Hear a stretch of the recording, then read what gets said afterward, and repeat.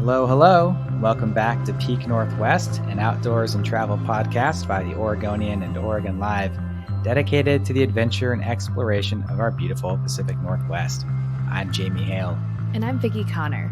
Together, we take you to some of the most beautiful and interesting destinations in our region, discussing where to go, what to do, and places to see. And today, we're heading back to one of our favorite destinations, the Columbia River Gorge, but we'll be exploring it in kind of an unusual way. Yeah, Vicki, I feel like this is one of my crazier ideas I've had for a road trip. And I don't exactly remember where it came from and exactly whose brain it came from. But I was talking with my editor, Sherson Gabrielson, about like story ideas for like, this time of year. It's like one of the most beautiful times of year to be in the Pacific Northwest, wildfires notwithstanding. It's typically sunny, it's beautiful, the snow is melted from the mountains. You can explore anywhere and usually have some really good weather to do it. And she was like, I feel like we haven't done a lot in the gorge lately, aside from our Wildflower Corridor episode, which is great. And you can go back and listen to that. We haven't done like a lot of big gorge stuff. And is there a different kind of way to explore the gorge? Like, maybe you can try to, drive it in a different way. And what we came up with was this idea of doing a zigzag road trip through the Columbia River Gorge. Now, Vicki, when I say those words to you, does that make any sense? Yes, because I have only done day trips to the gorge, and it's usually like choosing a specific spot. And I think, okay, do I want to stay on the Oregon side? Do I want to go to the Washington side? Where do I cross over? And so when thinking about all those different day trips, I imagine you could connect them somehow, some way via bridges and go back and forth, creating the zigzag. The zigzag. So just to sort of set the scene here, the Columbia River Gorge obviously is this, section of the lower Columbia River with a lot of beautiful scenery. It's basically where the Columbia River cuts through the Cascade Mountains. And you have the Oregon side, which Interstate 84 and the historic Columbia River Highway lead to stuff too. And the Washington side, which is Washington State Route 14. There are 3 bridges that cross the Columbia River in this section. You've got the Bridge of the Gods at Cascade Locks. You've got the Hood River White Salmon Bridge. And then you have a bridge at the Dalles, which is basically the far end of it. So a lot of opportunities to cross the river, see different kinds of stuff on either side. The idea for this road trip is to see all of the Oregon side, all of the Washington side. But instead of doing a really sensible, like go down the highway on one side, cross over at the Dalles, go down the highway for the other side, that's great. But you're missing out on those 2 bridges. So if you want to get all the bridges, both sides, I've devised this zigzag road trip. It does feel a little insane, but I am really into it right now.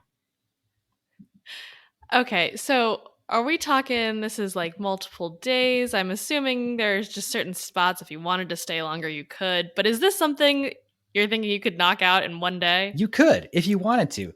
It's like, I think I want to say I mapped it out roughly like 3 hours of driving. It's really not that much. But it depends on how many places you want to stop at. And so you could do it in a day if you're just driving, just seeing the sights, which is perfectly valid. Or if you want to stop off at a couple of places, you can make it happen. If you want to see everything, you should give yourself a week. You can stay in Hood River, you can stay in White Salmon, you can stay in the Dalles. There's campgrounds you can stay at. You can, stay in Vancouver or Camas if you want to. I mean, there's all kinds of stuff you can do, but there are so many hikes here, so many waterfalls, so many viewpoints that like I haven't even seen all of them. And I go here all the time. So there's really more than you could possibly hope to do in one trip, which just allows you to do kind of whatever you want. Okay. Before we jump into it, let's talk a little bit about logistics. With bridges, normally come tolls. Mm-hmm. So how much do you think we're spending on tolls here? I've estimated a total of $13 in tolls. So that's to cross the Bridge of the Gods is $3 for a passenger vehicle, a regular car. To cross the Hood River White Salmon Bridge is $3.50. So you do that twice, that's about $13, right? The Dalles Bridge, there's no toll on, so you can cross that one for free. There's an asterisk here that there is a thing I actually just learned about, the Breeze By toll transponder, which is basically like folks who are familiar with the East Coast, like the Easy Pass, just a thing you put in your Oh yeah. car that pays tolls electronically. And if you have that, the tolls are half, or in some cases more than half, with that transponder. So something to know if you're going to be going back across the river a bunch of times. Like, I don't know if it's worth it for just like one trip, but if you're going to be doing this a lot, maybe look into the Breeze By. And then any other permits we're looking at here people should have? All the regular permits you need for the gorge. So if you're a regular gorge explorer, you maybe already have a lot of these, but U.S. Forest Service trailheads require either a display of like an annual federal lands pass, like the Northwest Forest Pass or that National Parks Pass. Otherwise, you got to pay a $5 parking permit, which you can get online. All Washington state parks require a Discover Pass. Those are $11.50 for the day or $35 for the year. Just get a year pass and just go check out some Washington state parks. Oregon state parks don't usually charge a fee, but Rooster Rock State Park in the Gorge does. So if you're stopping at Rooster Rock, make sure you have that. We've talked about Multnomah Falls and their timed entry permits. That is only good until September 4th, which, as this podcast comes out, is past. So don't need to worry about that. And Dog Mountain, it has permits in the spring, which if you're doing this in the spring, you'll need to get those as well. So just make sure you've got all your permits in hand before you go off and trying to go to all these places. Perfect. All right. Now that we have those logistics out of the way, where are we starting? Which side of the gorge are we starting at? Well, that's the question, isn't it, Vicky? Which side do you start on, Oregon or Washington? For this, I landed on starting on the Washington side, and I'll tell you why. When you're looking at pulling off the side of the highway, it's a lot easier to do it when the pullout is on the side of the highway you're on. And one of the first big pullouts in Washington on that western side of the gorge is the Cape Horn lookout, which is on the right side of the highway. So I thought, okay, we'll start there so you can pull off really easily at that viewpoint, which you're going to want to do. And you end the day in the Waterfall Corridor on the Oregon side. And hopefully at the end of the day, you're going to see less traffic. So between those two things, I thought starting on the Washington side made the most sense. Yeah. I like the logic behind that. Thank you. Okay. So, all right. So we're starting on the Washington side and starting at the Cape Horn lookout, you said? Yeah. So the first leg of this, it starts as around Washougal, right? Which is a town that is east of Vancouver. And the first kind of thing you're going to get to in what is technically the gorge is the Steigerwald Lake National Wildlife Refuge, which is great. Definitely spend some time there. But, with apologies to Steigerwald, the first big thing you're going to get to is that Cape Horn lookout. It's just a pull out on the side of the highway, but do pull out, take a picture, look at it. It's one of the best views you can get looking into the gorge. So incredible. Like, breathtaking views. Oh. You really do have to pull off to the side of the road. Otherwise, while you're driving by, you could easily get distracted by how beautiful it is. So yeah, safety first, pull over, and then gawk at the views. Yeah. As a side note, I got stuck in traffic. There was like a construction stop there, and I got stopped right at that viewpoint. And I just rolled down my window and just looked at it for like the 15 minutes I was stopped there. It was the best traffic stop I've ever had. So Cape Horn Lookout is your first thing, but a couple other things on this first leg. Beacon Rock State Park, really cool spot. You can hike alongside the rock, and there's also Hamilton Mountain, which we've talked about here before on the show. Yeah. And then the last sort of big stop is the Bonneville Dam. If you're into the dam or salmon viewing, the Washington Shore Visitor Center is a place where you can, check out the dam and see all that stuff. If you're taking minimal time to stop and look, how long do you think this leg would take? Well, if you're taking no time and there's no stops, it's about 35 minutes of a drive. So take 35 minutes and add whatever time you're going to stop to see anything. Okay, so we're at the Bonneville Dam. Where are we going from here? Okay, next thing you're going to do is cross the Bridge of the Gods back into Oregon, where you're going to hit the second leg. And this is kind of a leg that there's not a ton of stuff right out of the car. But the main attraction here is the historic Columbia River State Trail, which is a paved biking and walking path that runs, through a lot of the gorge. But this section here is a really nice stretch of it. You can walk or bike along it and see a bunch of waterfalls. There's some really good viewpoints over the gorge. If you happen to have a bike with you, do bike this section. But even if you're walking, you can stop off at either Starvation Creek Trailhead or the Wyeth Trailhead and get just a really nice, easy paved walk in. Yeah, I've done a portion of this trail on bike, actually crossed Bridge of the Gods on bike, which is a little scary. I bet. But Oh my God. but after you've crossed it, that paved trail is really nice and such a smooth ride. I really enjoy it. Oh, it's so good. And they are opening some other segments of the paved trail a little bit farther into the gorge, which we're not going to get into a lot today because it's not open yet. But do look out for more of that in the future. And we're saying if you're looking for some like really difficult hiking, some stuff we talked about in our previous hard hikes episode, the Mitchell Point Trailhead is also in this area, and that can give you access to a lot of leg burners. All right, where does leg 3 take us? Okay, so that leg 2 will take you to Hood River, and again, maybe stop in Hood River for lunch if it's that kind of time, or cross the river at the Hood River White Salmon Interstate Bridge and cross over back into Washington and head east, and you'll hit the Wildflower Corridor. So we've talked a lot about the Wildflower Corridor. It's blooming in the spring. Like right now, it's not really wildflowers, but it is an area where there's a lot of really cool hikes. So in particular, there are a group of 3 hikes that I really like. Coyote Wall is one of them, which is also a good place to do some mountain biking. Catherine Creek is another one. They have this sort of paved, all like universal access trail down by the river with some really good mountain views, river views, really cool spot. And then the Lyle Cherry Orchard, which is, sort of more notorious for things like poison oak and rattlesnakes, but has just some incredible views over the gorge. So if you're down with a little bit of, wilderness, do check out the Lyle Cherry Orchard as well. What else is around this area? Like, are there places to eat around here, or is this kind of more just like stick to hiking or biking? The town of White Salmon, which is right across the river from Hood River, is a really good place to go eat and bop around town. They've got a bunch of restaurants. Everybody's Brewing is in White Salmon. If you're a beer person, you got to check out Everybody's. They have some really good food there as well. And there's definitely some more stuff to do kind of in the White Salmon area. There's some good like whitewater kayaking. There's some smaller towns too. The town of Lyle itself is pretty small, and then Bingin is also nearby. But there are more restaurants there, more places to stop off. So if you're into sort of like the small town attractions, pull off the road and walk around a little bit, stretch your legs, any of those small towns will do for you.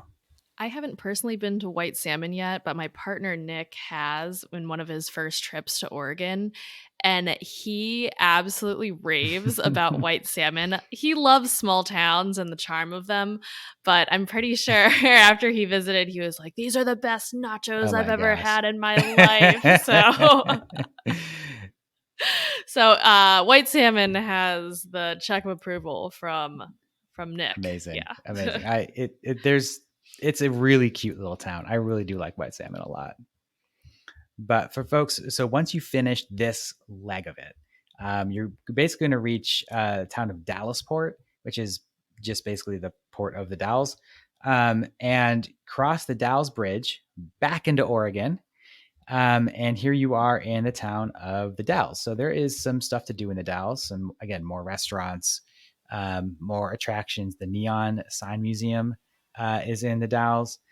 Also, the Columbia Gorge Discovery Center, which is a fun little interpretive museum there. But once you're kind of looking to get back into outdoor attractions, that sort of stuff, You basically have the other side of the Wildflower Corridor here. So again, if you're in the spring, another trio of really incredible wildflower hikes, but that also are just really nice any time of year. Rowena Crest, Mosier Plateau, and the Memaloose Hills are the three that are really, really nice. And those three are all found on the historic Columbia River Highway. So my recommendation here is once you're leaving the Dalles, taking I-84 back, um, jump on the historic Columbia River Highway and follow that up to Rowena Crest and access some of those views, some of those hikes.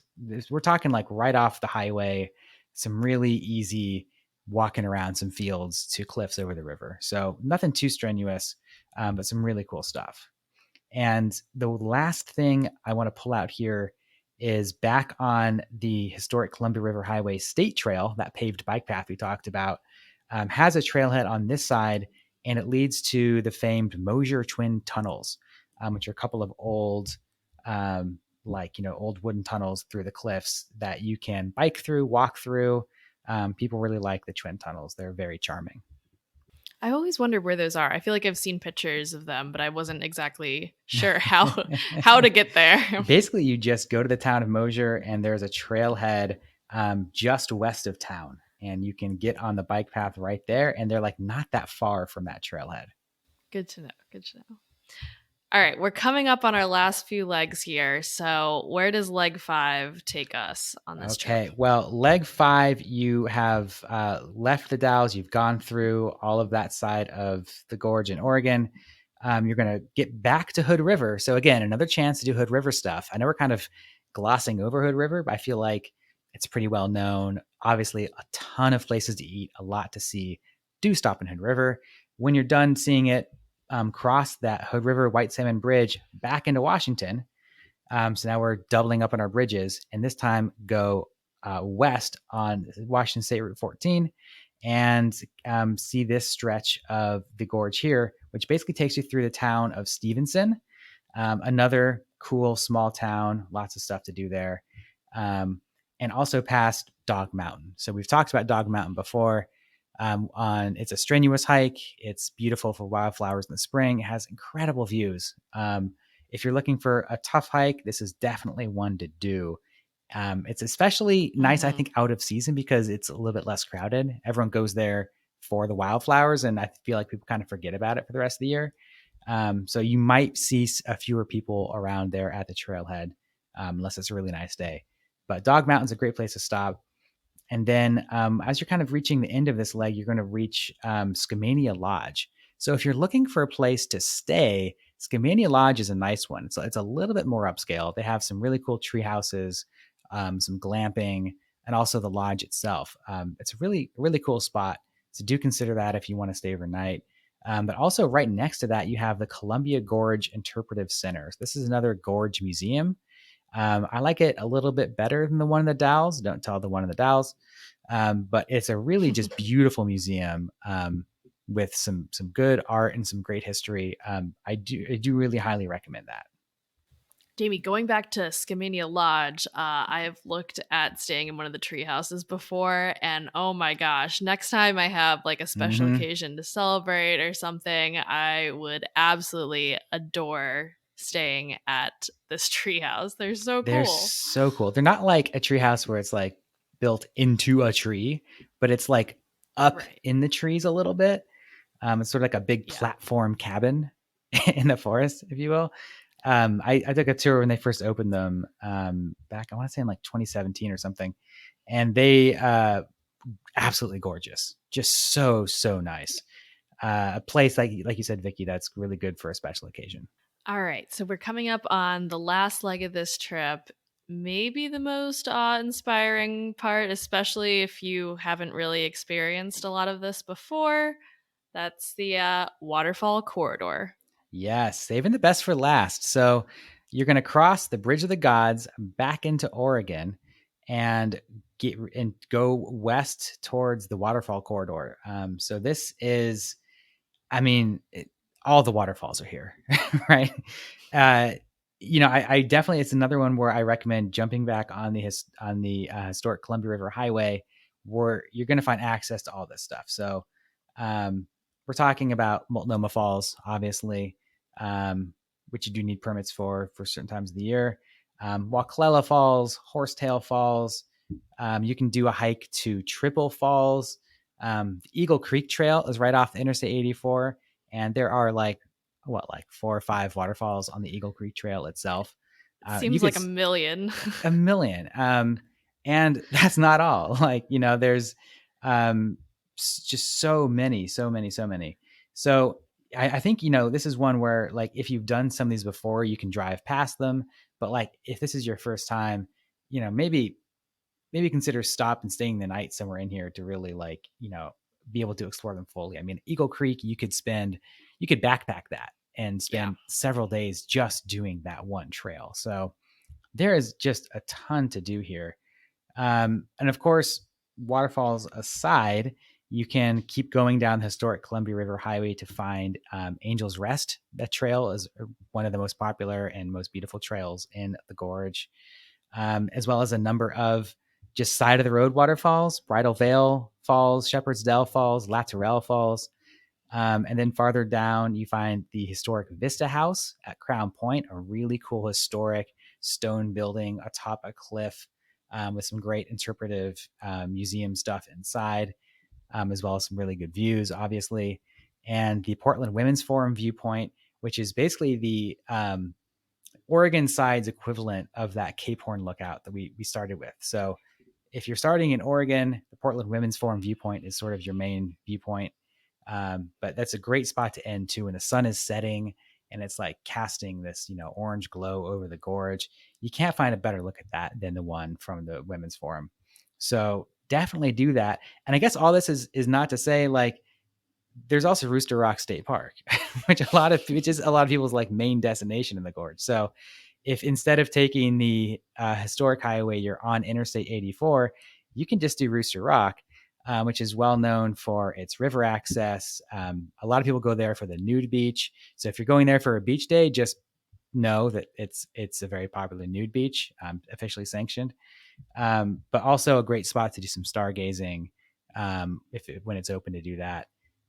So just 1,000 things to do here in this last stretch. So again, really save the best for last. But there's, I think more than you could possibly do in a day right here. I know. I was about to say, we just went over a lot. So, Jamie, if you were to have to pick just a few things that you think are must do or see items, what are you picking here? Oh my God. That's such an unfair question. Let's talk about it like right now. This is, the beginning of September. So that allows us to sort of take out the wildflowers aspect of it, which helps me. I'm going to pick out like 2 on Washington and 2 on Oregon. Just to be fair.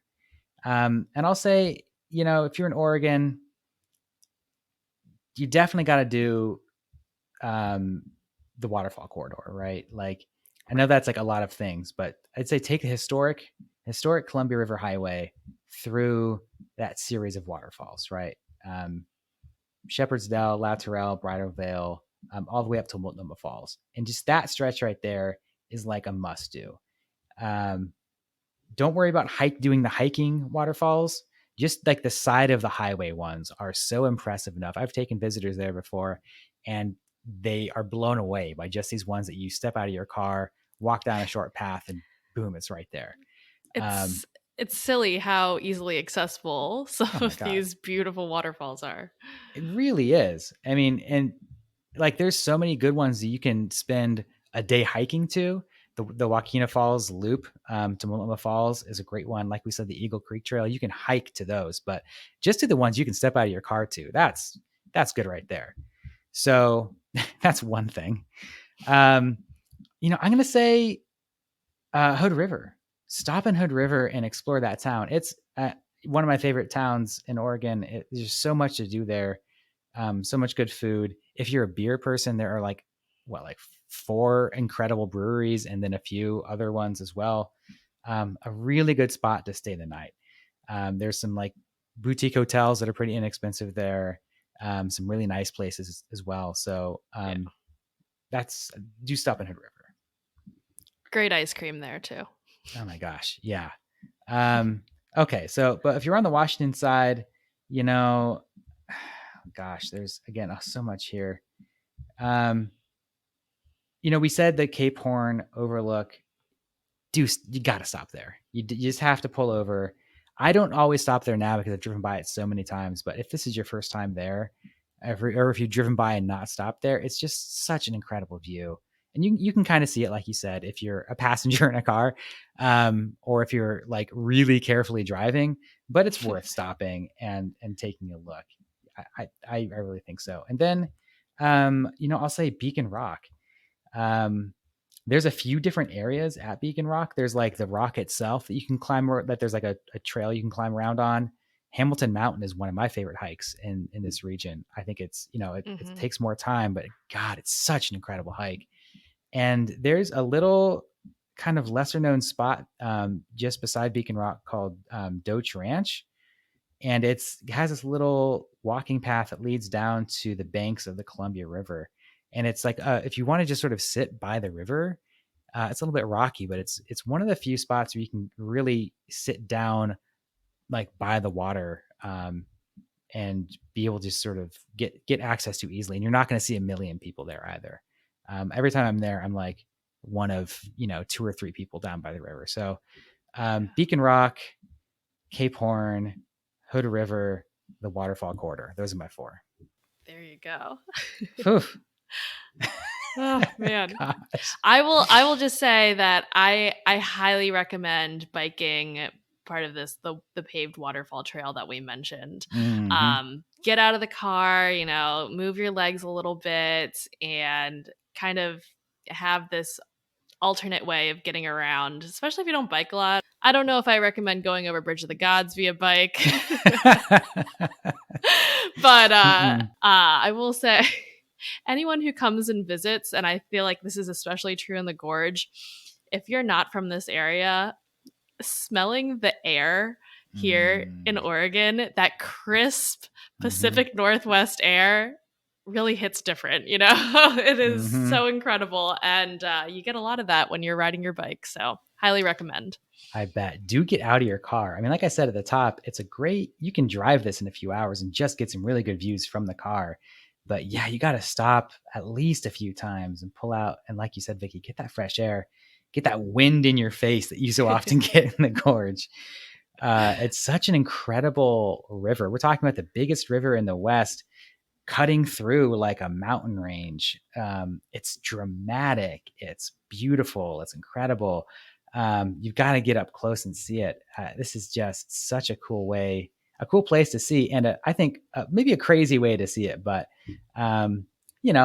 if you're looking for something different, this is, I think, a really interesting way to go about it. So cool. And still so many places here. Like I've lived here for a couple of years now, and I still haven't made it out to a lot of these places. So perhaps a zigzag trip could be in my future.